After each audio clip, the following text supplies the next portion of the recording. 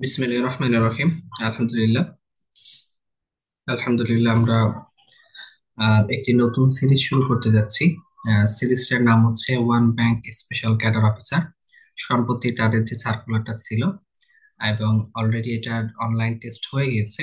এখন সামনে হয়তো প্রিলি এবং রিটেন একসাথে কম্বাইনলি হবে। তো এ যাবৎকালে ওয়ান ব্যাংক স্পেশাল ক্যাডার অফিসারের বা প্রবেশনারি অফিসার যেটাই বলেন না কেন, এটা মূলত তাদের এমটিও প্রোগ্রাম, আর প্রবেশনারি অফিসারও এর আগে হয়েছে। তো সবগুলো এক্সামই মূলত আসলে বিআইবি ফ্যাকাল্টি নিয়েছে। আর ওয়ান ব্যাংক অফিসারের যেই সিরিজটা আমরা শুরু করতে যাচ্ছি, এটা শুধুমাত্র যে ওয়ান ব্যাংক কেন্দ্রিক সেটা না। যেহেতু বিআইবিএম সামনে আপনার প্রত্যেকটা এক্সামই নিবে, সেটা বিপিএটি বলেন অলমোস্ট, বা সিনিয়র অফিসার বলেন, ক্যাশ বলেন। তো সেক্ষেত্রে আমি বলবো যে আপনারা যদি সিরিজটা খুব ভালো করে দেখেন, তো সেক্ষেত্রে সামনের বিপিএটি বা অন্যান্য যে কোনো এক্সামে, শুধুমাত্র যে ব্যাংকিং প্রতিষ্ঠান বিষয়টা সেরকম না, অন্যান্য সকল এক্সামেই বিষয়টা হেল্প হবে। এর কারণ হচ্ছে আমি সবসময় চেষ্টা করেছি যে আপনাদের টোটাল কোর্স বলেন বা এক্সট্রা ক্লাস বলেন, সবকিছুতেই সবসময় চেষ্টা করেছি যে এক্সাম হল থিঙ্কিংটা আপনার কেমন হবে। এক্সাম হলে আপনার মাথাটা ঠিক কিভাবে কাজ করা উচিত, যেন অন্যজন যখন এক্স ওয়াই জেড ধরে ক্যালকুলেশন করছে, আপনি যেন এটা 20-30 সেকেন্ডে শেষ করে ফেলতে পারেন। আমি টোটাল কোর্স জুড়েই কিন্তু এই বিষয়টা নিয়ে আর কাজ করেছি। তো সেক্ষেত্রে আমি বলবো যে সিরিজটা ভালো করে একটু দেখেন। এটা শুধুমাত্র যে ওয়ান ব্যাংকের এসসিওর জন্য বিষয়টা এরকম না, প্রত্যেকটা এক্সামের জন্যই আপনার ভালো লাগবে, প্রয়োজন হবে। আর ম্যাথ আসলে আমরা এখানে যেভাবে করব, একটা ভালো লাগা জিনিসে পরিণত হবে ইনশাআল্লাহ। Okay? তো সবার প্রথমে আহ, যেহেতু নামটা ওয়ান ব্যাংকে দিয়েছি, তো সেক্ষেত্রে আমরা একটু দেখি ওয়ান ব্যাংকে কোন চ্যাপ্টার থেকে কেমন প্রশ্ন ইতিপূর্বে করা হয়েছে। আমরা যদি খেয়াল করি এমসিকিউর জন্য, আগেই বলি এখানে ওয়ান ব্যাংকের 3 থেকে 4টা ক্লাস নেওয়ার ইচ্ছা আছে ইনশাল্লাহ। আজকে একটা নিব এবং রিটেন ক্লাসও নেওয়ার ইচ্ছা আছে। তো ঠিক আছে, আপনারা শুধু দেখেন, কন্টিনিউ করা যাক। তো পার্সেন্টেজ থেকে দেখা যাচ্ছে 6টার মতো ম্যাথ আসছে, প্রফিট লস থেকে 5টা, আমি বোল্ড আউট করে দিয়েছি যেগুলো খুব বেশি বার আসছে। নাম্বার সিস্টেম থেকে হিউজ অ্যামাউন্ট অফ ম্যাথ মূলত এখানে এসেছে আর কি। এরপরে যদি খেয়াল করেন, রেশিও প্রপোর্শন থেকে 7টা, এজ অ্যান্ড অ্যাভারেজ থেকে 5টা, অ্যালজেব্রা থেকে 6টা, আর মেনচুরেশন টপিক বা আপনার পরিমিতি থেকে বেশি প্রশ্ন আসছে, জ্যামিতি পরিমিতি এগুলো দিয়ে মোট 8টার মতো কোশ্চেন হয়েছে। এবং এই চ্যাপ্টারটা আমি একটু দেখেছি, এখান থেকে বেশ একটু বড় বড় সিম্পল অ্যান্ড কম্পাউন্ড ইন্টারেস্টের কিছু ম্যাথ এসেছে। তো আমরা চেষ্টা করব এখানে প্রত্যেকটা চ্যাপ্টারই যেগুলো খুব ইম্পর্টেন্ট সেগুলোকে কাভার করা, শুধু ইম্পর্টেন্ট এরকম না, যেগুলো লেস ইম্পর্টেন্ট সেগুলো দেখবো, যেন পরবর্তীতে যে কোনো এক্সামে এটা আপনার জন্য ফ্রুটফুল হয়। তো ঠিক আছে, আমরা শুরু করছি। আমি রিটেনের জন্য এরকম একটা চার্ট দেখা আশা করছি। হ্যাঁ, আমরা শুরু করব হচ্ছে পার্সেন্টেজ চ্যাপ্টার দিয়ে। হ্যাঁ, আমরা প্রথমে পার্সেন্টেজটা করবো এবং আজকের ক্লাসে ইনশাআল্লাহ আমরা নাম্বার সিস্টেমটাও শেষ করে দিব। নাম্বার সিস্টেম খুবই ইম্পর্টেন্ট, তো আজকে দেখা যাক কতগুলো চ্যাপ্টার করা পসিবল হয়। তো শুরু করি। হ্যাঁ, পার্সেন্টেজ।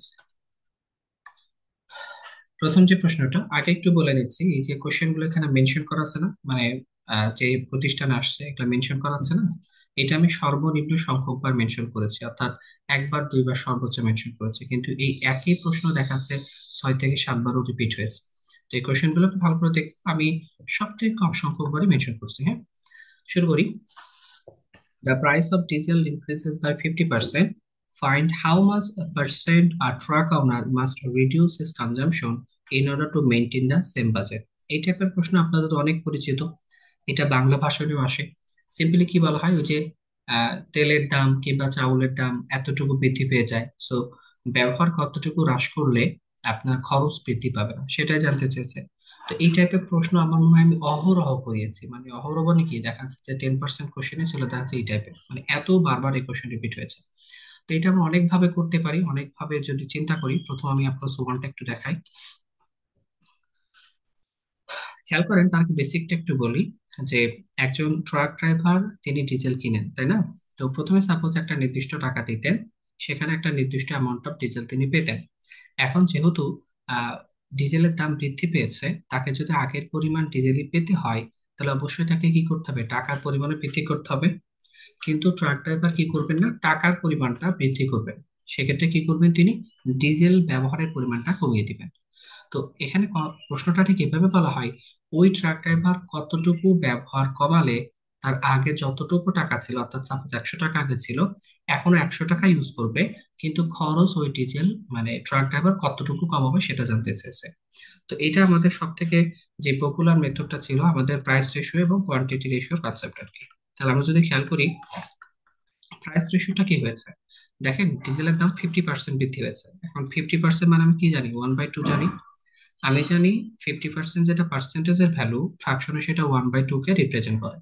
কোনো কিছুর ভ্যালু 50% বৃদ্ধির অর্থটা কি, প্রথমে সেটা 2 ইউনিট ছিল, এখন 50% বৃদ্ধি হচ্ছে, 2-এ 1 বৃদ্ধি পেয়ে সেটা আলটিমেটলি 3 ইউনিটে পরিণত হওয়া। এখন প্রাইস রেশিও যদি 2:3 হয়, আমরা অনেকবার শিখেছি কোয়ান্টিটি রেশিও এখানে ডেফিনেটলি কি হবে, রিভার্স হবে। কেন রিভার্স হবে? কারণ আমরা এটা আলোচনা করেছিলাম, সিম্পলি কোয়ান্টিটি রেশিও রিভার্স হয় কেন হয়, কারণ টাকার পরিমাণটা যদি সেম থাকে, ট্রাক ড্রাইভার আগেও 100 টাকা ইউজ করেছে, এখনো 100 টাকা ইউজ করছে, তো টাকার পরিমাণটা যদি কনস্ট্যান্ট থাকে, তাহলে প্রাইস রেশিওটাকে কোয়ান্টিটি রেশিও সবসময় রিভার্স রেশিও মেনটেন করে।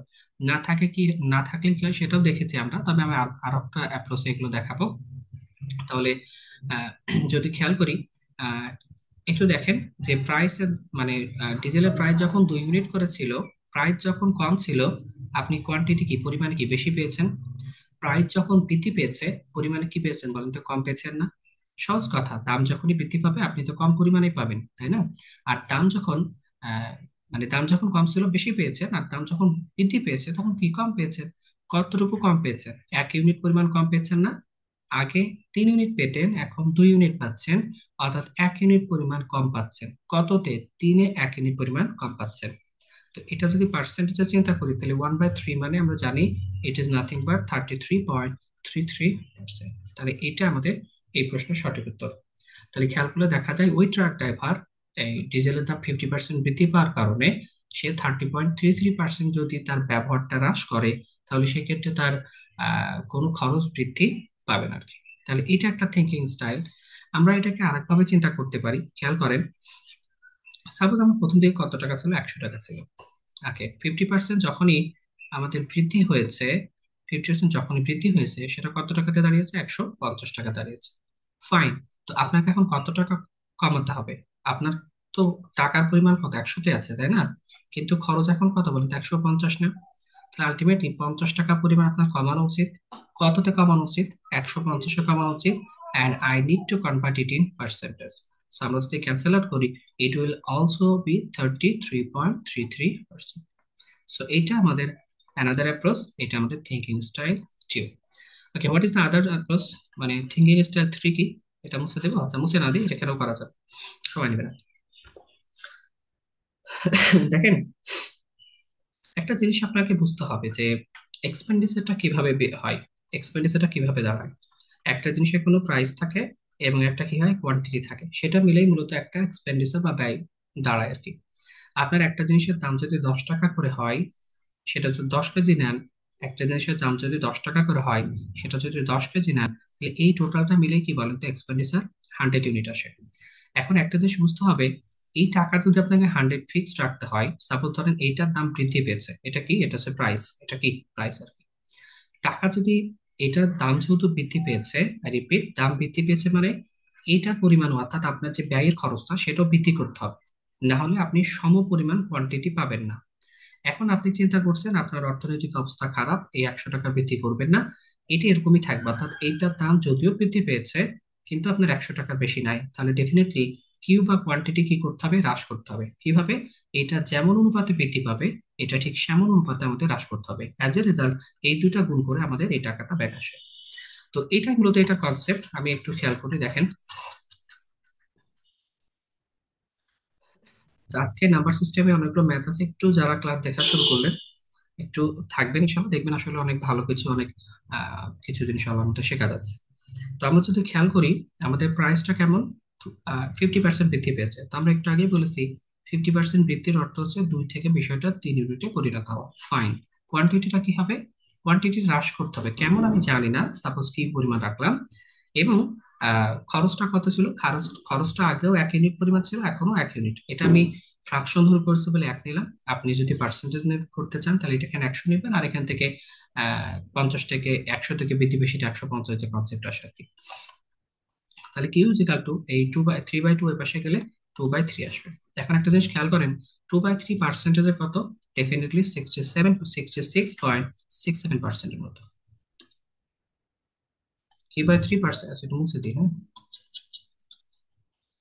2/3 কত? 2/3 হচ্ছে পার্সেন্টেজে 66.67%, এটা আমরা সবাই জানি আশা করি। শখ ছিল আপনাদের। তাহলে আহ, দেখা যাচ্ছে কি আলটিমেটলি যদি ওই টাকাটা 1 টাকাতে ফিক্সড রাখতে হয়, আগে যে পরিমাণ টাকা ইউজ করছিলেন এখনো সেই টাকাতে যদি রাখতে চান, তাহলে কিউ এর পরিমাণটা ব্যবহারটা 66.67 আনতে হবে। তাহলে কতটুকু কমাচ্ছেন?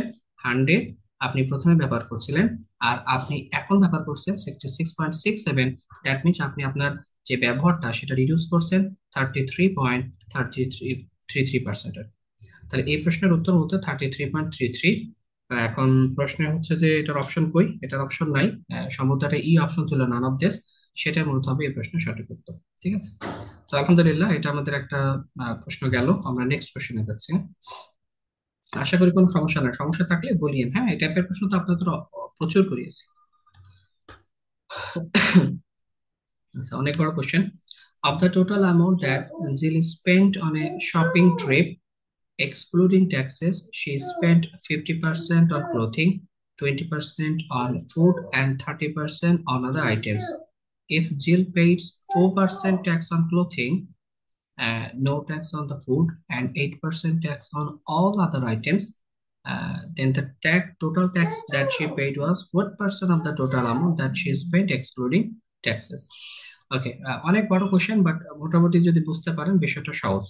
আমি একটু ভেঙে পড়ি যে জিল কি করতেছে, shopping trip spend on shopping ট্রিপে স্পেন্ড করতেছে, সেখানে কোনো ট্যাক্স নাই, fine. She spend 50% on clothing, 20% on food, and 30% on other items.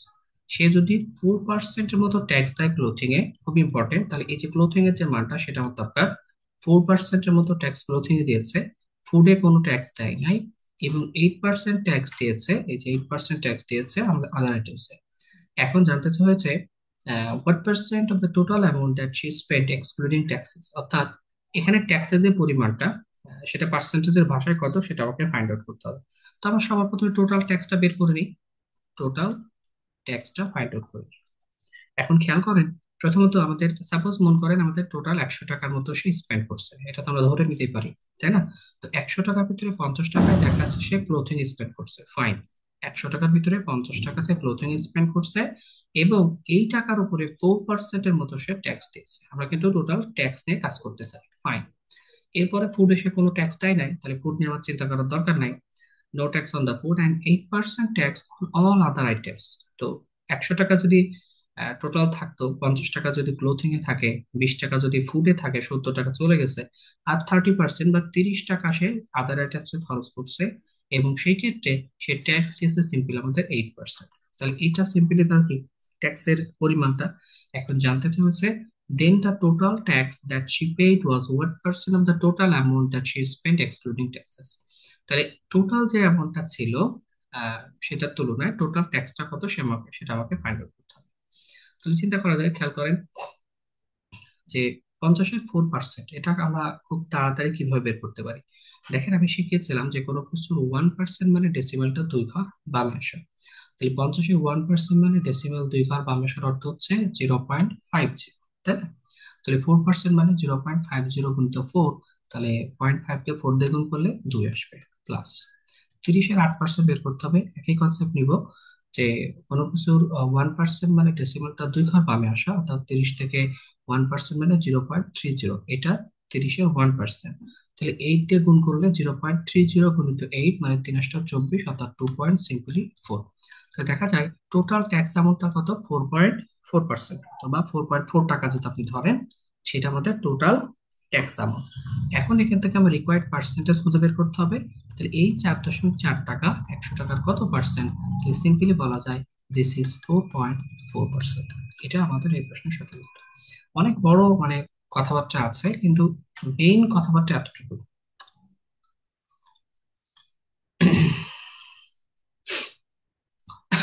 What percent of 2/5 is 1/25? Okay, percentage chapter যখন পড়িয়েছিলাম দেখবেন প্রথম দিকে এই কথাটা ছিল যে আমাদের এই টাইপের প্রশ্ন সাধারণত এমসিকিউতে আসে, এই ক্ষেত্রে আমরা just is by of concept apply করে দিব। What percent of 2/5 is 1/25? তাহলে ইজ কত? ইজ আসলে 1/25 আর কি। ফাইন, আর অফ কত? 2/5 আর কি। তাহলে ক্যালকুলেশন করি, 1/25 গুণিত এখান থেকে 5/2, ক্যান্সেল আউট করে দেন এটা, আর এটা পার্সেন্টেজে বের করতে বলছে। তাহলে 5×2 = 10, আলটিমেটলি 10% ভ্যালু আসবে। এটা আমাদের উত্তর। তাহলে এখানে দেখা যায় যে হোয়াট পার্সেন্ট অফ 2/5 1/25, তার আলটিমেটলি আমাদের 10%। A school has a total enrollment of 90 students. There are 30 students taking physics, 25 taking English, and 13 taking both. What percentage of the students is taking either physics or English? ওকে, দেখেন খুবই important একটা question. আমি আগেই বলেছি, আমি খুব কম সংখ্যক বার mention করেছি এটা কোথায় আসছে। এটা বাংলাদেশ ব্যাংকের অফিসার 2022, শাহজাল ইসলাম মেকেও এটা আসছে, আরো কয়েক জায়গায় আসছে আর কি।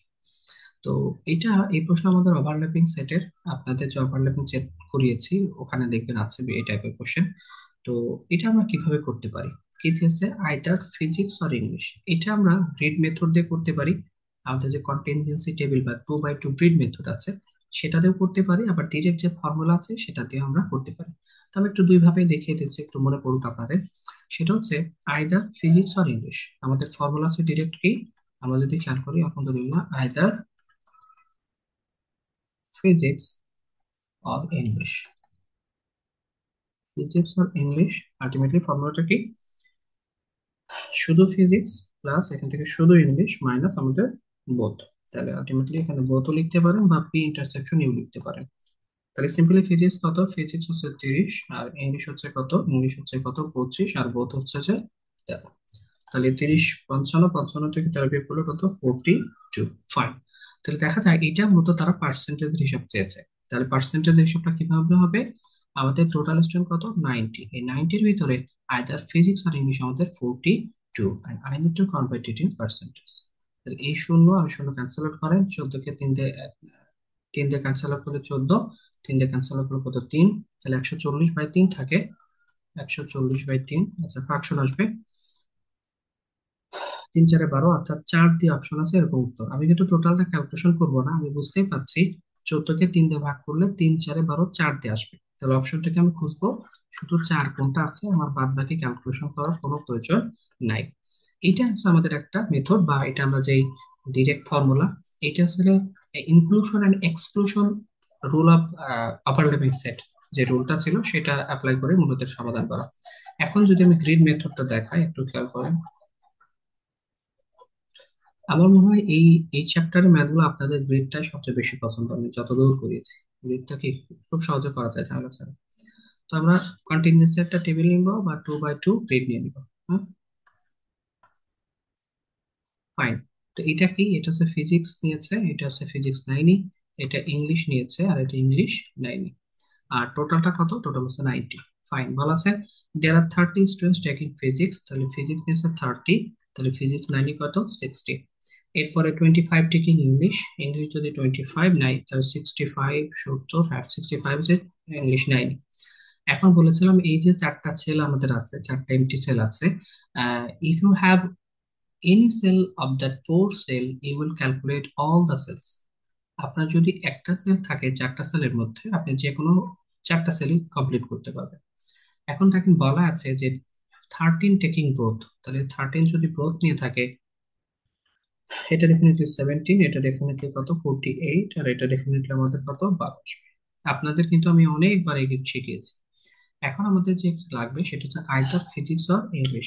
ফিজিক্স কত নিয়েছে, ইংলিশ কত নিয়েছে, আইদার, তাই না? তাহলে খেয়াল করলে দেখা যায় যে শুধু ফিজিক্স নিয়েছে কতজন, 17, শুধু ইংলিশ নিয়েছে কত, 12। ফাইন, 17 প্লাস এখান থেকে 12।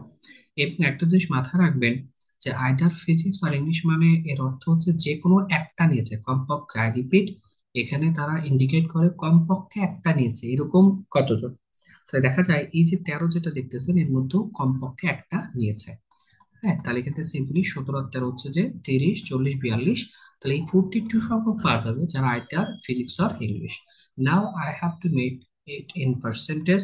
এই 42 আউট অফ 90 পার্সেন্টেজের পাশে কত, we have already calculated that, that is close to এই যে 47%। হ্যাঁ, এটা ক্লোজ টু 47%।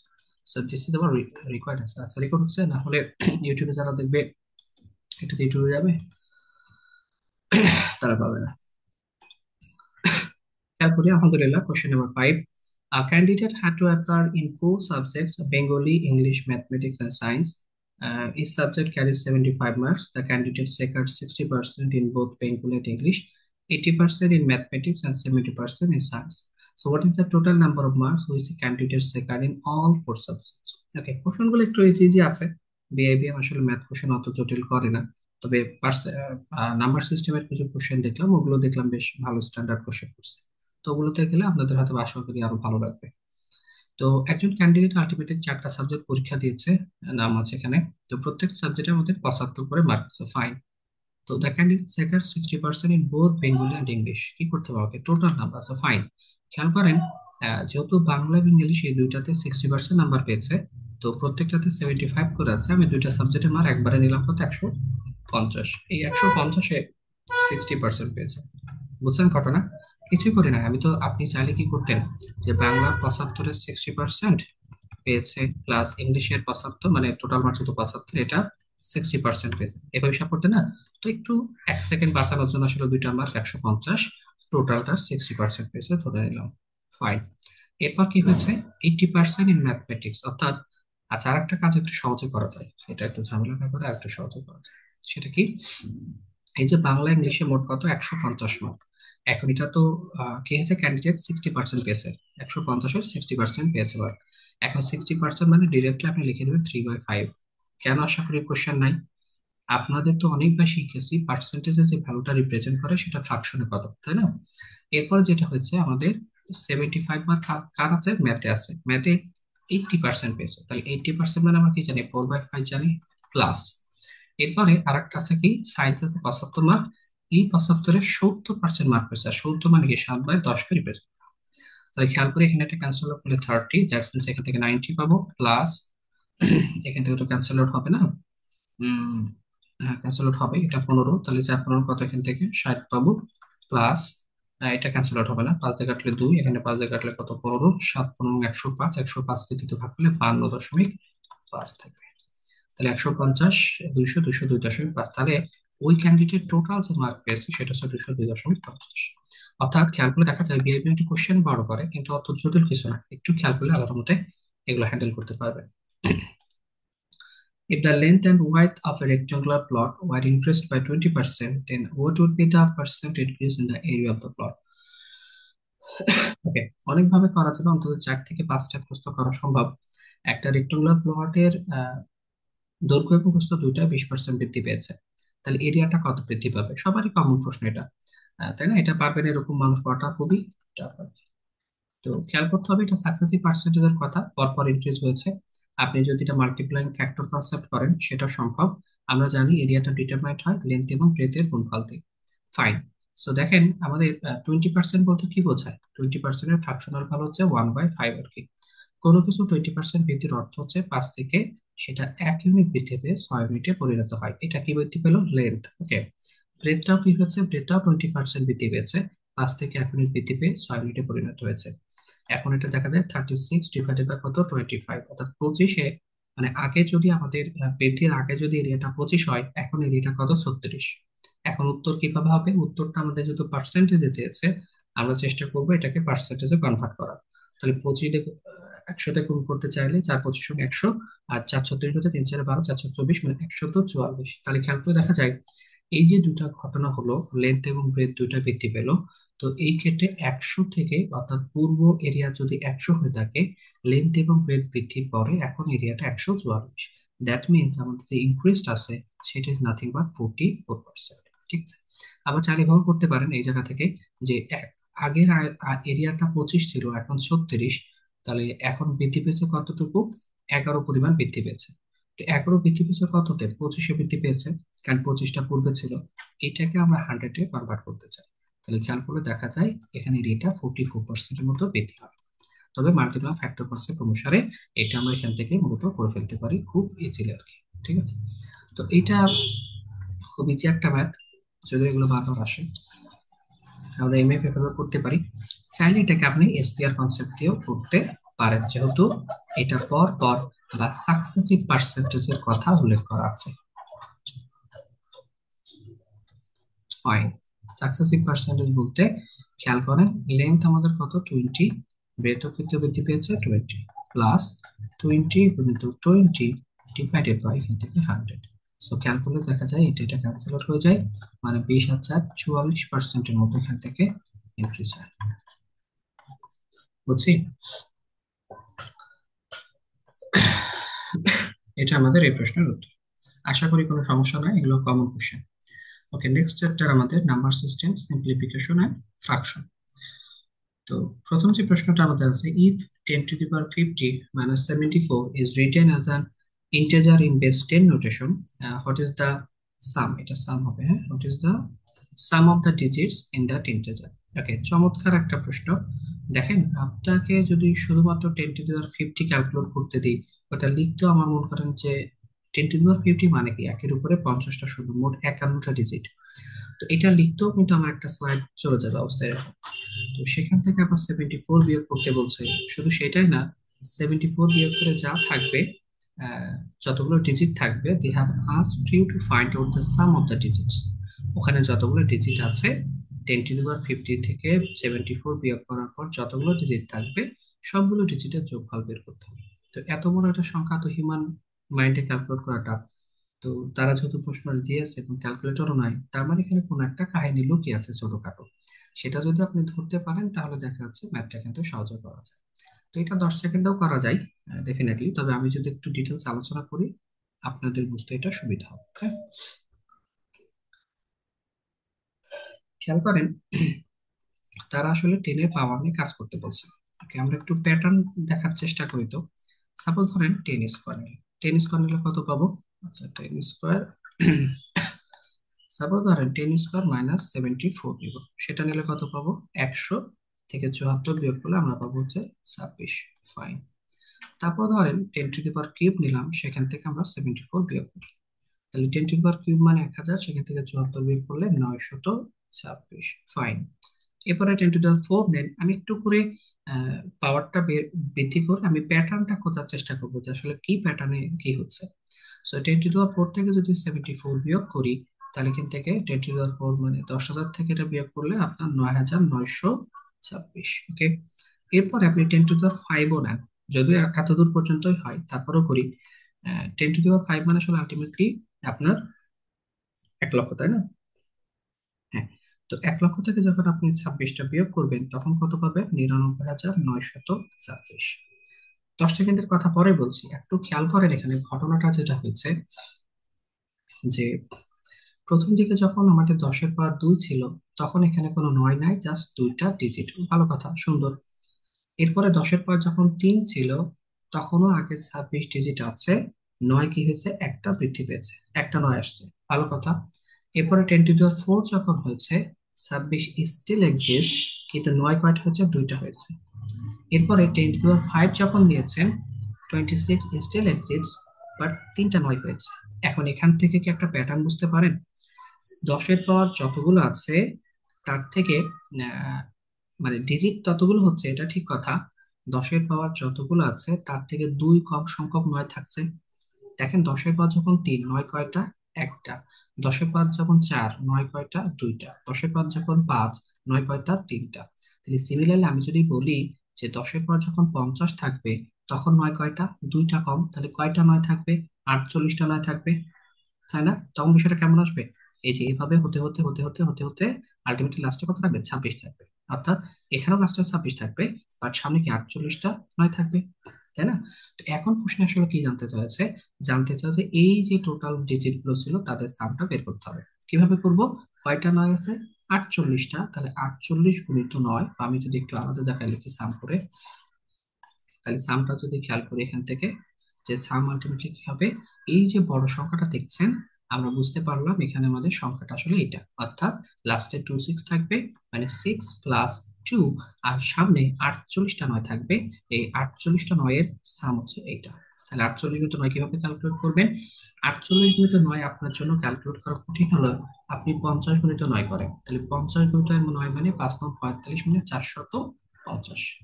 কি বেশি নিয়েছেন? 2 বেশি নিয়েছেন, কতবার? 18 বার। তো দ্যাট মিনস এটা হবে 432। ঠিক আছে। অথবা এটা সহজ আছে, আর অথবা চিন্তা করে লাভ নাই। তাহলে এটা 432 প্লাস এখানে 8, তাহলে 440, which is the sum of that huge number. আশা করি এটাতে কোনো সমস্যা নাই, বুঝছেন কি? এটাই মূলত আসলে কাহিনী।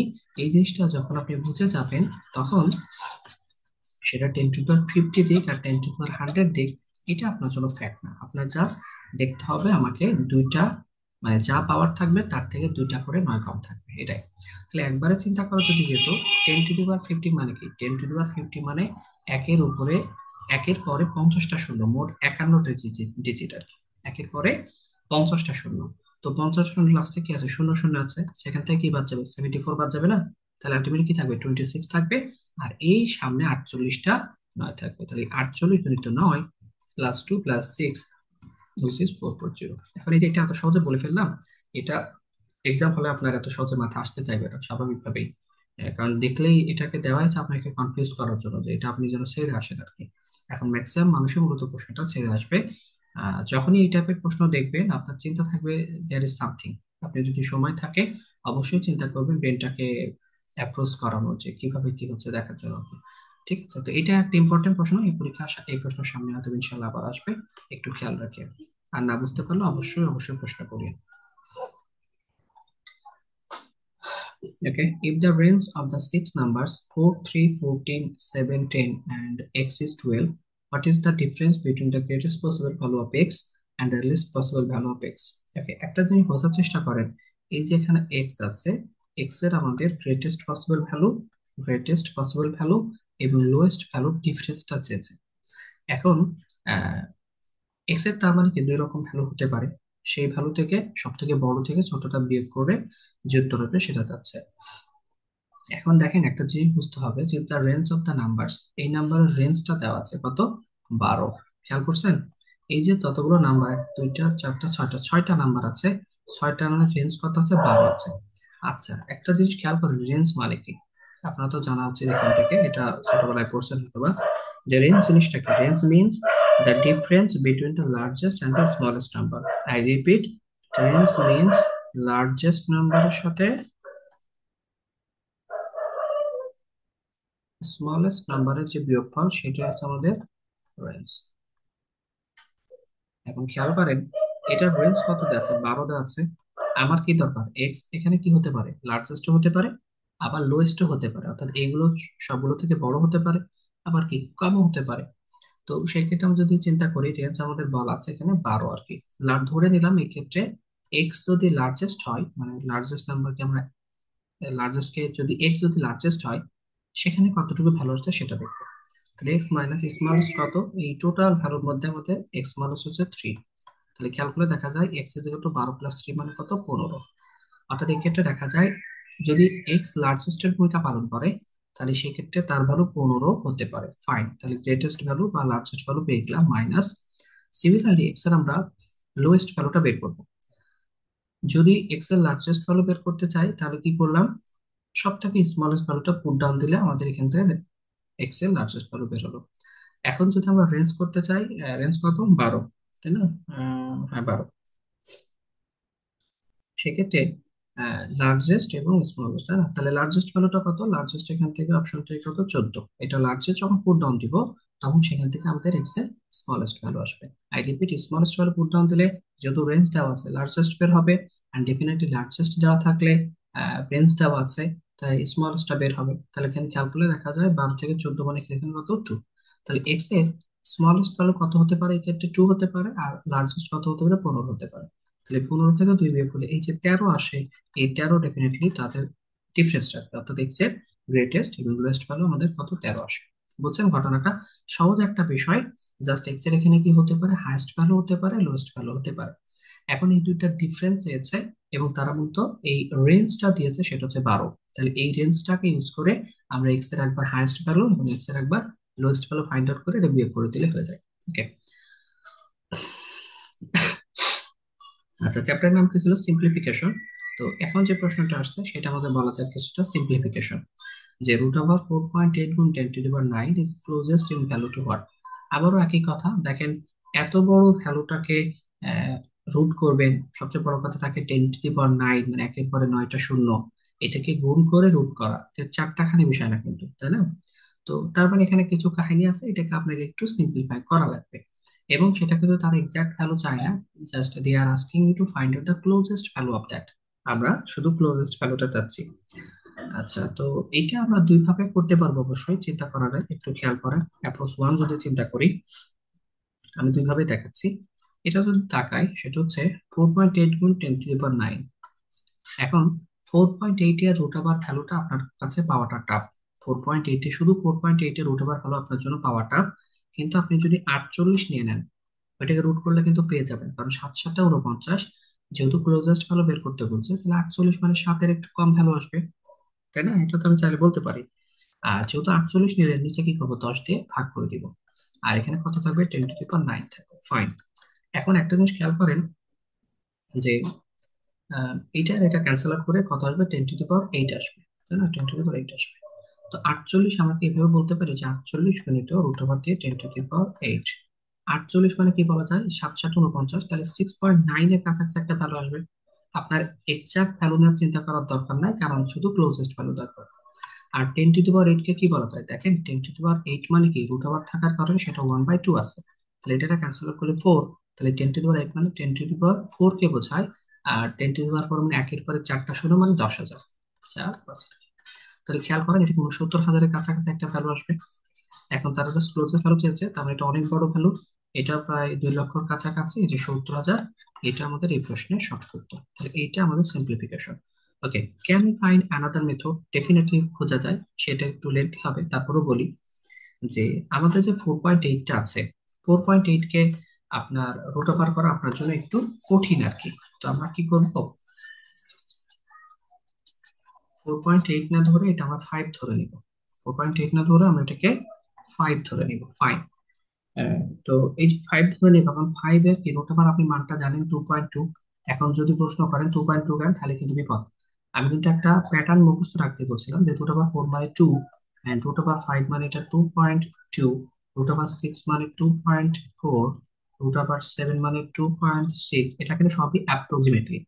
রুট ওভার 8 মানে সেটা 2.8, রুট ওভার 9 মানে সেটা কত বলেন তো 3, এন্ড রুট ওভার 10 মানে সেটা হচ্ছে 3.2 আর কি। এইরকম একটা প্যাটার্ন কিন্তু মেনে চলে অ্যাপ্রক্সিমেটলি কাজ করার জন্য। এটা আমাদের জন্য গুরুত্বপূর্ণ জানা, তো এটা প্রশ্ন থাকার কথা না, তাই না? তাহলে এটা রুট ওভার 5 2.2 পাইলাম, আর বাকি থাকলো কি, রুট ওভার 9 বাকি থাকলো। এখন রুট ওভার 9 কে আমি চাইলে বলতে পারি 10⁴ কেন বলতে পারি, কারণ 10⁹ এটা কি আছে, 10⁹ 1/2, তাহলে এটা ক্যান্সেল করলে 10⁴ লেখা যায়। এখন 10⁴ ক্যালকুলেট করা আপনার জন্য কঠিন, কিন্তু আপনি চাইলে বলতে পারেন যে 10⁴ গুণিত 10⁻0.5 মানে 10⁻½ আর 10⁻½ মানে কি, রুট ওভার 10। স্পষ্ট বলা যায়। তাহলে খেয়াল করেন, এই 10⁻4 মানে আপনি খুব ভালো করে জানেন সেটা আসলে 10,000-কে বোঝায়। আর একটু আগে বললাম রুট ওভার 10 মানে 3.2। এখন যা মান বসিয়ে দেন, দেখেন 4.8 বা রুট ওভার 5 এর জন্য আপনি কত, 2.2 বসাবেন। আর এই 10⁹ এর জন্য আপনি বসাবেন এই যে 10,000 গুণিত 3.2। তাহলে খেয়াল করেন 2.2 দিয়ে গুণ করলে 22,000 মতো, 22-কে 3 দিয়ে গুণ করলে 3 22 66। তাহলে ক্লোজ টু ভ্যালু খোঁজা লাগবে, তার মানে দ্যাট ইজ, দেখেন 70,000 আশেপাশে আর কোনো ভ্যালু নাই। সো দ্যাট মিনস এটা আমাদের এই প্রশ্নের উত্তর। এগুলো আসলে আপনাকে, মানে আগেই বলেছি যে এক্সাম হল অ্যাপ্রোচটা বা এক্সাম থিঙ্কিং স্টাইলটা আমাদের পরিবর্তন করতে হবে। আমরা ম্যাথ দেখলে এক্স ওয়াই জেড দেওয়া শুরু করি ছোটবেলার মতো, ভাই এখন বড় হয়ে গেছেন, এখন এগুলোকে একটু চিন্তাটা ডেভেলপ করতে হবে, হ্যাঁ। আমাদের চিন্তা করতে হবে যে ফার্স্ট, ওকে নেক্সট ওয়ান, এখানেও একটা সিম্পলিফিকেশনের ম্যাথ। দেখেন কি বলতেছে, 0.0036 এবং 2.8। আমি আপনাদেরকে মানে এক্সাম হল অ্যাপ্রোচটা ইনজেক্ট করার চেষ্টা করছি, টোটাল কোর্স জুড়ে আমার চেষ্টা ছিল এক্সাম হল অ্যাপ্রোচটা বিভিন্ন বড় বড় যে ম্যাথগুলো ছিল, টাইম এন্ড ওয়ার্কের বলেন, মিক্সারের ম্যাথগুলো তো 5 লাইনের ম্যাথগুলোকে 1 লাইনে দেখিয়েছি, দেখাইনি বলেন, সবগুলো দেখিয়েছি মিক্সারের ম্যাথগুলো। এখন অন্যজন যেই মিক্সারের ম্যাথ আপনার 2 3 পৃষ্ঠা করে করবো, এটা আপনি 1 লাইনে শেষ করে দিতে পারবেন ইনশাল্লাহ। তো এই থিঙ্কিং স্টাইলটা যতদিন পরিবর্তন না হবে, ততদিন আসলে আপনি ম্যাথে ভালো করতে পারবেন না, অন্তত এক্সাম হলের বিষয়টা, ঠিক আছে? তো এটা সিম্পলিফাই করতে হবে, কি আছে, 0.0036, 2.8, 0.04, 0.1, আচ্ছা অনেক কথাবার্তা আছে। এটাকেও আমরা কয়েকটা ভাবে চিন্তা করতে পারি। প্রথম কথা হচ্ছে পূর্ণ সংখ্যা পরিণত করতে পারি একটা কাহিনী, আর পাওয়ার অফ 10 কনসেপ্টটা অ্যাপ্লাই করতে পারি। তো এইগুলোর জন্য আমার আসলে পাওয়ার অফ 10 কনসেপ্টটা ভালো লাগে। আমি একটু খেয়াল করি যে এই যে প্রথমে কি আছে, আচ্ছা আমি একটু তুলি, হ্যাঁ, এটা 0.0036 গুণিত 2 এখান থেকে 8, আর নিচে আছে 0.04 গুণিত 0.1 গুণিত 0.003 আর কি। ওকে, তো এই যে 36 আছে, আমরা যদি এটা পাওয়ার অফ 10 এ কনভার্ট করি, 36 দশমিকের পরে কয়টা সংখ্যা আছে, চারটা, তাহলে 10⁻⁴ আর কি। এগুলো তো বুঝেন, আশা করি সমস্যা নাই। 2.8 আছে, তাহলে 2.8 মানে সিম্পল আমরা এখান থেকে কি লিখতে পারবো, 28 লিখতে পারবো। 28 গুণিত দশমিকের পর একটা সংখ্যা আছে মানে 10⁻⁻1, সমস্যা না আশা করি। এরপরে 0.04, তাহলে 4 দশমিকের পর কয়টা সংখ্যা, দুইটা, 10⁻²। এরপরে দশমিকের পরে একটা সংখ্যা, তাহলে সিম্পলি 10⁻1 লেখা যায়। মানে 1 গুণিতে 10⁻1 লেখার তার দরকার নেই। আর এরপরে 3 যদি নেন আপনি, তাহলে 3 এর সাথে দশমিকের পরে আপনার তিনটা সংখ্যা, তাহলে 10⁻⁻ এখান থেকে 3। ওকে, এখন খেয়াল করেন আমরা যদি কাটাকাটি করি, তাহলে এই 10⁻³ আর 10⁻1, তাহলে 10⁻⁴ কাটা গেল, অর্থাৎ 3 আর 4টা পাওয়ারে কাট ক্যান্সেল আউট হয়ে গেল। এরপরে এই 10⁻⁻1 এর সাথে এটা ক্যান্সেল আউট করলে 10⁻⁻1, তাহলে থাকে কি, আচ্ছা 4 এর সাথে এটা ক্যান্সেল আউট করতেন, কত এখান থেকে 9 থাকবে। আর এই যে 3 এর সাথে এটা ক্যান্সেল আউট করেন, এখান থেকে কত 3 থাকবে, ফাইন। তাহলে উপরে কি থাকতেছে, উপরে থাকে এই 28 আর 3, 3 28 কত এখান থেকে 84। আর আর কিছু থাকে থাকে না, নিচে থাকে 10⁻⁻1। তাহলে হরে যেহেতু 10⁻⁻1 আছে, লবেগেরে এটা সিম্পলি কি 10 হয়ে যাবে, পাওয়ারটা কি রিভার্স হয়ে যায়। তাহলে সিম্পলি এটা 84 গুণ 10 মানে 840 আসবে এই প্রশ্নের সঠিক উত্তর। তো এইটা আমাদের অ্যাপ্রোচ 1। আমরা অ্যাপ্রোচ 2 সহ মাগরিবের নামাজ পড়ে আপনার অ্যাপ্রোচ 2 সহ শুরু করবো ইনশাআল্লাহ, হ্যাঁ। তো ঠিক আছে, এখানে আপাতত ইয়া করলাম, পরে আবার শুরু করছি ইনশাআল্লাহ।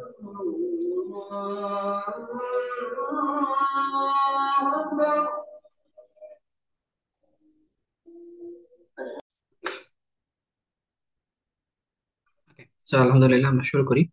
এটার অ্যাপ্রোচ 1 দেখেছিলাম, তো অ্যাপ্রোচ 2টা দেখি। অ্যাপ্রোচ 2টা আপনারা সবাই জানেন আর কি।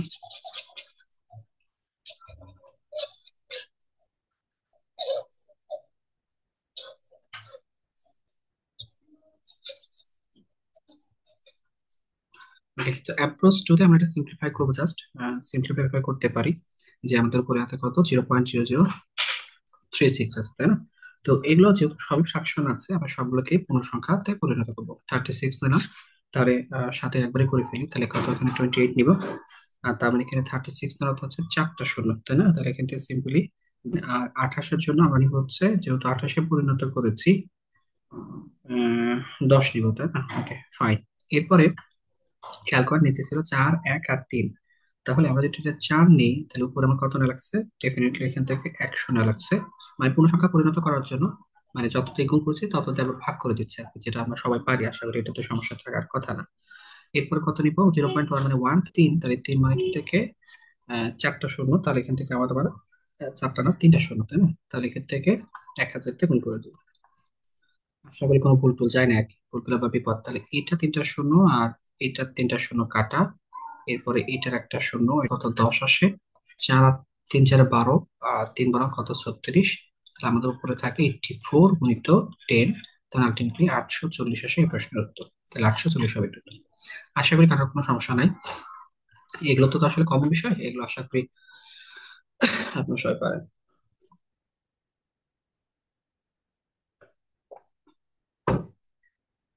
ওকে, নেক্সট ওয়ান। খেয়াল করি, the remainder when the positive integer m is divided by 7 is x. The remainder when m is divided by 14 is x plus 7.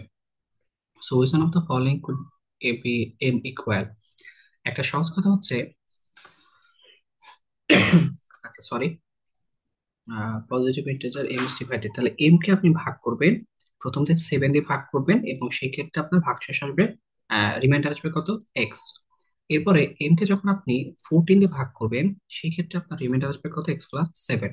তো এখান থেকে আসলে কোনটা পিক আপ করবেন, তো এখানে থেকে উত্তর 53 দেওয়া আছে। এর কারণ হচ্ছে আমি 2022 সালে ওয়ান ব্যাংক স্পেশাল ক্যাডার অফিসারের যে সলিউশনটা দিয়েছিলাম আপনাদেরকে ওই সময় আর কি, সেখান থেকে কোশ্চেনটা পিক আপ করে নিয়েছিলাম। আর এখানে সাধারণত মেনশন করা থাকে যে কোনটা উত্তর হয়, আমি সাধারণত সলিউশন দেওয়ার সময়। তো আমরা যদি এটা অপশন টেস্টটাই বেস্ট অপশন হবে, তো আমরা যদি অপশন টেস্ট পাই, ফাইন। এটাকে যখন আপনি 7 দিয়ে ভাগ করবেন, তো খেয়াল করি 6 7 কত, এখান থেকে 42, রিমাইন্ডার কত হচ্ছে 3। এই থ্রিটাই নাকি বলতেছে এক্স, অর্থাৎ 3 সমান সমান কত, এক্স আর কি। এটা একটা বিষয় পেলাম। এখন এই 45-কে আমরা যখন 14 দিয়ে ভাগ করব, তাহলে 14 দিয়ে ভাগ করলে 3 14 42 কত থাকতেছে, রিমাইন্ডার 3 থাকতেছে। কিন্তু আমাকে বলা ছিল রিমাইন্ডার থাকবে যতটুকু আগে পেয়েছিলেন তার থেকে 7 বেশি। তাহলে আগে কত পেয়েছিলাম, 3 পেয়েছিলাম, এখন কত পেয়েছি, 3। অর্থাৎ উভয় ক্ষেত্রে রিমাইন্ডার পরিমাণটা সমান।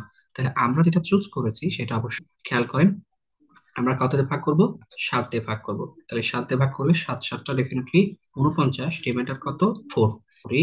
সেটা খেয়াল করি, 3 14 কত, 42, এখানে থাকবে কত, 9।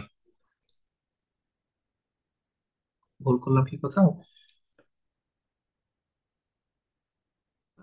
42, সরি 11 হবে, এটা একটা মিস্টেক। এটা এই জন্য বলতেছি মিলছে না কেন। সিম্পলি এখানে কত থাকতেছে, 11 থাকছে। এখন একটা জিনিস খেয়াল করেন, প্রথমে যে রিমাইন্ডার পেয়েছিলাম এবং পরে যে রিমাইন্ডার পেয়েছিলাম, প্রথম রিমাইন্ডারের সাথে 7 যোগ করলে 11 হতে হবে, তাহলে আসলে 53।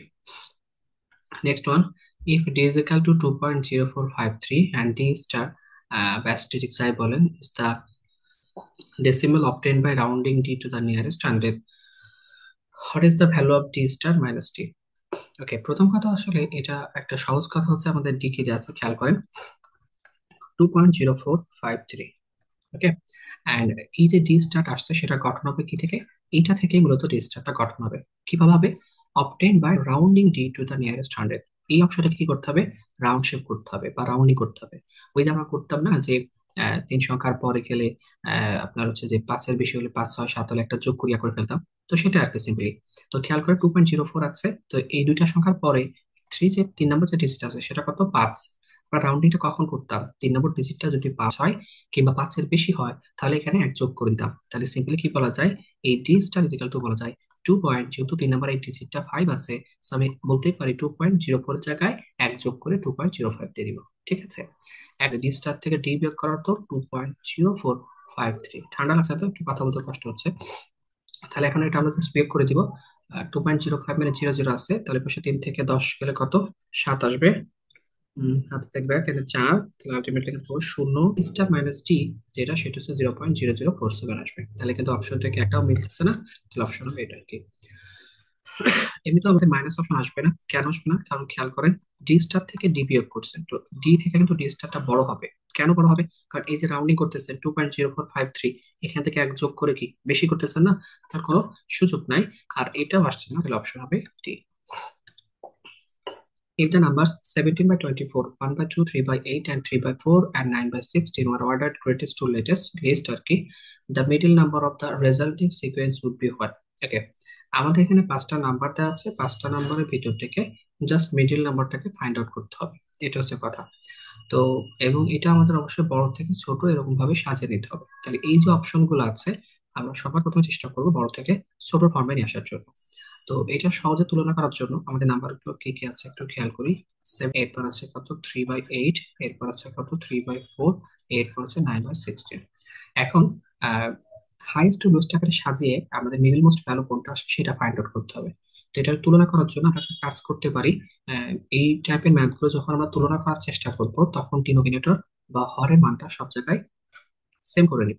সেম করে নিলে সুবিধা হবে। আর হরের মানটা কিভাবে সেম করবো, এই যে যা আছে এদের এলসিএম বা লসাগু দ্বারা যেটা হবে সবার হরকে সেটাতে পরিণত করার চেষ্টা করে দিব। তাহলে এলসিএম কত, 28460। এলসিএম বের করার নিয়ম অবশ্যই আমরা জানি। সবাই এই যে 24 আছে, 16 দ্বারা ভাগ করা যায় কিনা। তো দেখেন 284 দ্বারা ভাগ করা গেলেও 16 দ্বারা ভাগ করা যায় না, এই জন্য আমরা 24-এর পরবর্তী মাল্টিপল 48 নিব। আর মাল্টিপল এবং যেই ফ্যাক্টর কনসেপ্ট, এটা আমি সম্ভবত ডিবিপিএল কোন একটা সেশন আপনাদের দেখিয়েছিলাম, সেই ক্লাসে, মেন ক্লাসে তো ছিল আর কি। আশা করি এটাতে খুব ভালো একটা ধারণা আপনাদের আছে ইনশাআল্লাহ। ওকে, এখন 48-কে কি এই 2 তে ভাগ করা যায়, যায় 8 তে যায়, যায় 4 তে যায়, যায় 60 তে যায়, যায়। তার মানে এলসিএম আসলে কত, আসলে 48 হবে এখানকার এলসিএম। এখন আমরা তাহলে 24-কে 48 বানাবার তো 2 দিয়ে গুণ করা, ওপরও 2 দিয়ে গুণ করে দিতে হবে ব্যালেন্স করতে হলে। এটাকে আপনার, আচ্ছা এটা হ্যাং করছে, 48 বানানোর জন্য 2-কে 24 দিয়ে গুণ করলে 48, এটা 24 গুণ করে 24। এটা 24, মানে 6টা কত 48, 3 কত সিম্পলি 18।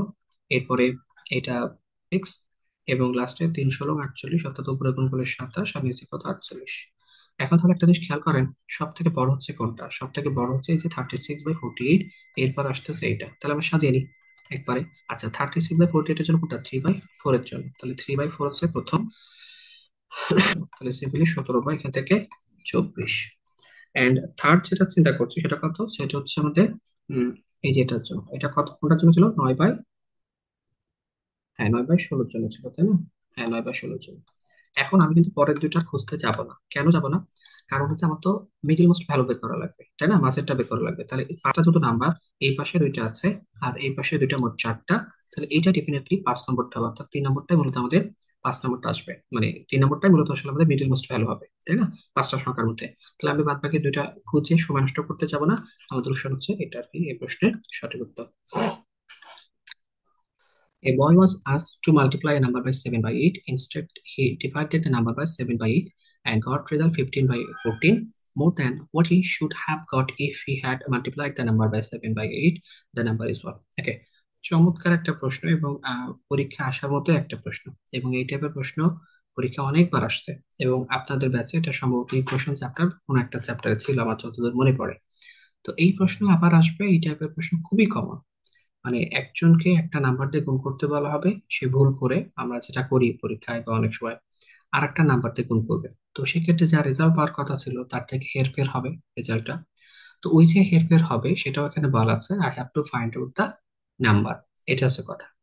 তো বলা আছে boy was asked to multiply number by 7/8, একটা নাম্বারকে 7/8 দ্বারা গুণ করতে বলা হয়েছিল। ওকে, 7/8 দ্বারা গুণ করতে বলা হয়েছিল, কিন্তু সে কি করছে? 7/8 দ্বারা ভাগ করে ফেলছে। ভালো কথা। এবং 7/8 গুণ করলে যে রেজাল্ট পেত, 7/8 ভাগ করার কারণে যে রেজাল্ট পেয়েছে, তাদের পার্থক্য 15/14, বা এইটা দিয়ে ভাগ করার কারণে সে 15/14 বেশি পেয়েছে। এখন ইফ ইউ মাল্টিপ্লাই, তো এই নাম্বারটা কত ফাইন্ড আউট করতে হবে। তো সম্পর্ক কার কার হবে? এই দুটার সাথে এটার সম্পর্ক হবে। অনেকভাবে চিন্তা করা যায়, আমি একটু দেখাই, খেয়াল করেন। প্রথমে একটু স্মার্টলি যায়, তারপর এটা আমি আপনার কনভেনশনাল ভাবেও দেখাচ্ছি। একটা জিনিস খেয়াল করবেন যে divided by 7/8 is same as multiplied by 8/7। আমি কি বোঝাতে পারছি? আপনার ওই ছেলেটা কি করছে? 7/8 দ্বারা ভাগ করে ফেলছে। ওর কি করার কথা ছিল? গুণ করার কথা ছিল। এখন এটা কি বলা যায় যে 7/8 দিয়ে যেটা ভাগ করা, সেটা 8/7 দিয়ে গুণ করা কি কথা? আমি দুইটাই গুণের ফর্মেটে দিতে চাচ্ছি, যেটাও গুণে ছিল, ওয়ান আছে। সো ওয়ানকে যদি আপনি 7/8 দিয়ে ভাগ করেন, তাহলে সিম্পলি সেটা 8/7 দিয়ে গুণ করাকে বোঝায় না, বলেন তো? তাই তো? তো আমি এখানে যেটা বলতে চাই যে if you divide a number by 7/8, we can say that এটা আপনি 8/7 দিয়ে গুণ করছেন, তাহলে এটা সেম কথাবার্তা। তো এই সুযোগটা আমরা এখান থেকে নিতে চাচ্ছি যে একটা নাম্বারকে দুইটা মূলত সেম ফরম্যাটে নিব। যে এক নাম্বারকে আপনি 8/7 দিয়ে গুণ করেছেন, according to the question. Seven seven by eight ভাগ করার অর্থ হচ্ছে 8/7 দিয়ে গুণ করা। এবং যদি ওই নাম্বারটা 7/8 দিয়ে গুণ করতেন, তাহলে এই দুটা যে ডিফারেন্স, সেটা প্রশ্নের ভাষায় বলা হচ্ছে 15/8 দিয়ে ভাগ করার অর্থ 8/7 দিয়ে গুণ করা। যদি 8/7 দিয়ে গুণ করতেন যতটুকু পেতেন, আর এবং 7/8 দিয়ে গুণ করে যতটুকু পেতেন, তার ডিফারেন্স হচ্ছে 15/14। এবং এটা ডেফিনেটলি বড়। কেন বড়? খেয়াল করেন, এটার কি নিউমারেটর বা লবটা বড়, তাহলে এটা বেশি ভ্যালু দিবে। এই জন্য কিন্তু বেশি ভ্যালু আসছে, এটা কম ভ্যালু দিবে। এখন এই যে এটা বেশি আর এটা একটা ডিফারেন্স আসলে 15/14 কে রিপ্রেজেন্ট করে। এখন যেহেতু ফ্রাকশনে কাজ করছি, নাম্বারটা যদি বের করতে চাই, এটা ক্যালকুলেট করলে হয়ে যায়। তাহলে 27টা এখান থেকে 56, 8 28 চৌদ্দ 64 মাইনাস 7 তার মানে বলা যায় 50 15, তাহলে 15 এখান থেকে 56 আলটিমেট তো যেহেতু ফ্রাকশনে কাজ করছি, টোটাল নাম্বারটা হচ্ছে 1 ইউনিট। 1 ইউনিট কি হবে? 15/14 গুণিত 56/15, উল্টে যে নাম্বারটা আছে সেটা আলটিমেটলি কত? 12। বুঝছেন? সিম্পলি বলবো, আমাদের বাসায় যেটা এই এত ইউনিট, অর্থাৎ 8/7 মাইনাস 7/8 আর কি যেটা ছিল, আমাদের বাসায় যেটা এত ইউনিট, প্রশ্নের ভাষায় সেটা 15/14। তাহলে এখান থেকে ক্যালকুলেশন করলে হয়ে যায়, ঠিক আছে? এখন এটাতে যাদের একটু কষ্ট হলো বুঝতে, কষ্ট হওয়ার কোনো কারণ নাই, এটা করানো হয়েছে। আমি আরেকটু একটু দেখাই, খেয়াল করে। রেকর্ড তো হয় নাকি? ফাইন।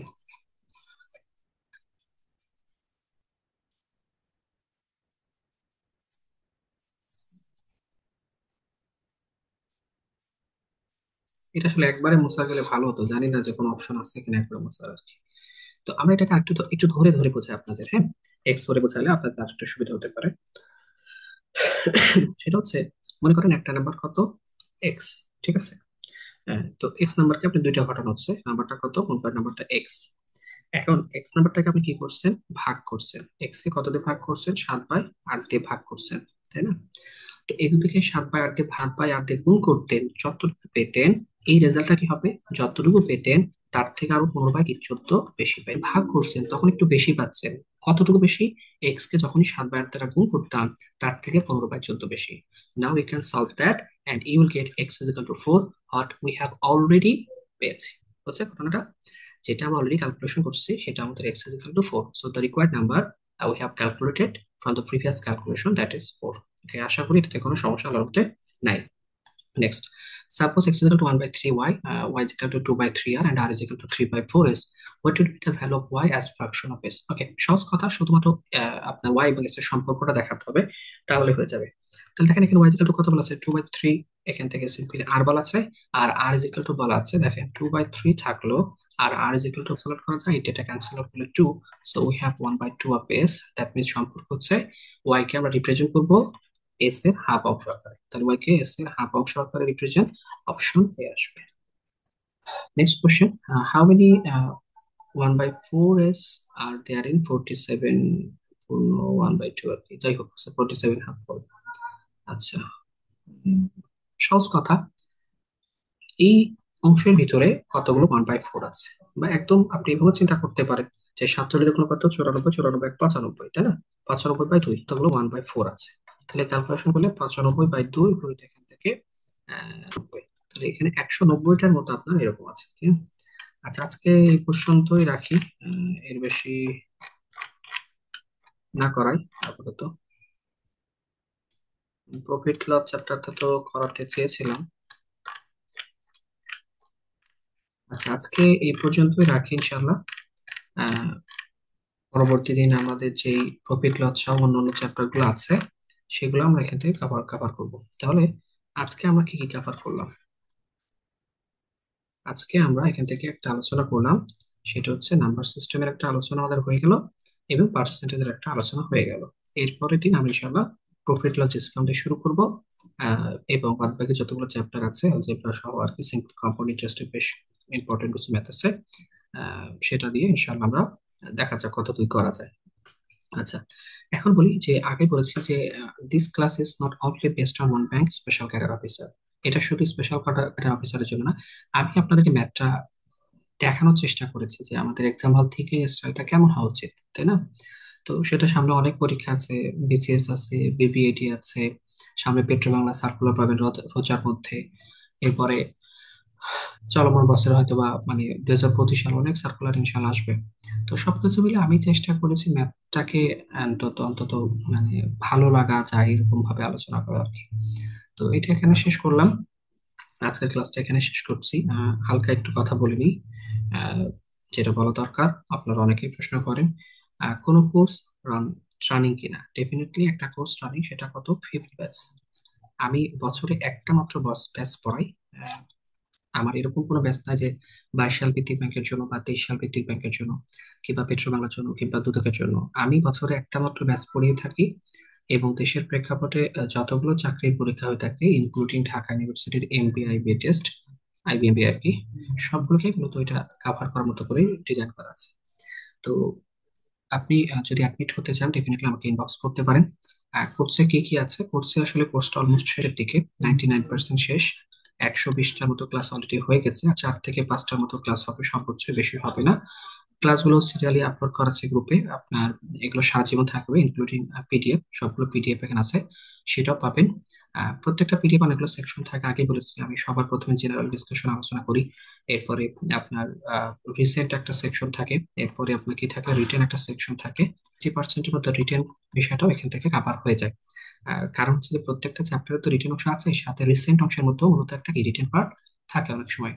সাথে আছে যে পেট্রো বাংলা একটা সেকশন আছে, এবং ঢাকা ইউনিভার্সিটির এমবিএ এর একটা সিসের একটা সেকশন আছে, সবকিছু মিলে আহ, এতগুলো কনসেপ্ট এখানে শেয়ার করা হয়েছে, এবং সবগুলো স্মার্টলি আমি টোটাল ব্যাচ নিয়ে আলোচনা করেছি যে আপনার এক্সাম হল থিঙ্কিংটা কি হবে। সবসময় আমার এটাই টার্গেট ছিল।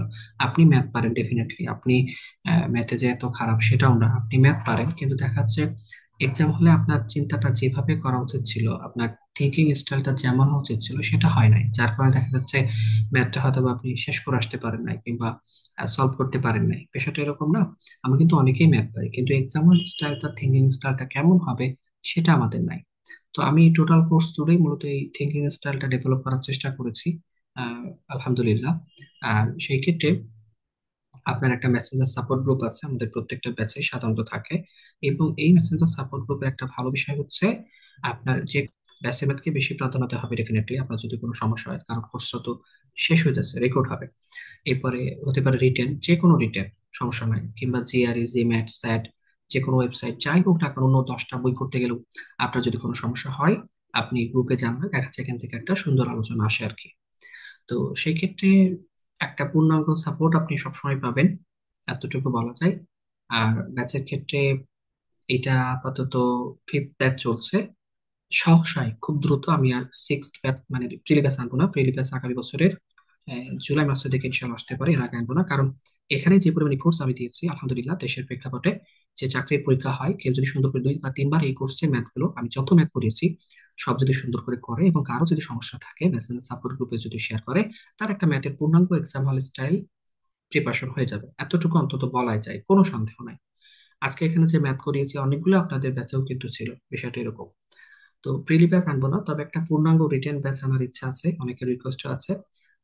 ইনশাল্লাহ জানুয়ারি মাসের মিড জানুয়ারিতে, মধ্য জানুয়ারিতে একটা পূর্ণাঙ্গ রিটেন ব্যাচ, একদম কমপ্লিট একটা রিটেন ব্যাচ আনার ইচ্ছা ইনশাল্লাহ তাআলা হয়েছে। এবং এই রিটেনটা একদম সেরকম ভাবেই করার চিন্তা আছে। বিসিএস রিটেন ইনক্লুড করবো কি করবো না সিদ্ধান্ত নিইনি। তবে অন্য সবকিছু আল্লাহর মতে থাকবে আর কি, ঠিক আছে।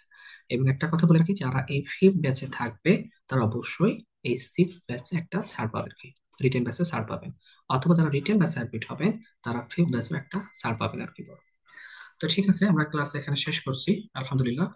আমরা পরবর্তীতে আবার পার্টগুলো নেওয়ার চেষ্টা করবো। সবাই ভালো থাকেন।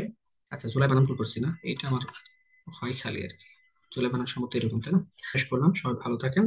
ইনশাআল্লাহ আমরা উম, আবার পরবর্তীতে আসবো, এবং আপনাদের কোনো মন্তব্য থাকলে কমেন্টে জানাতে পারেন। আর ছোট্ট কথা, আমার নাম্বারে যদি কল দিতে চান, কিভাবে যোগাযোগ করবেন? 01540 08683, এটা হচ্ছে আমার নাম্বার। 01540 0868363। আর আমাদের যে গ্রুপটা আছে সেখান থেকে আমার আইডি পেতে পারেন, আইডি পাবেন আর কি, math express by Abdus Salam. ঠিক আছে।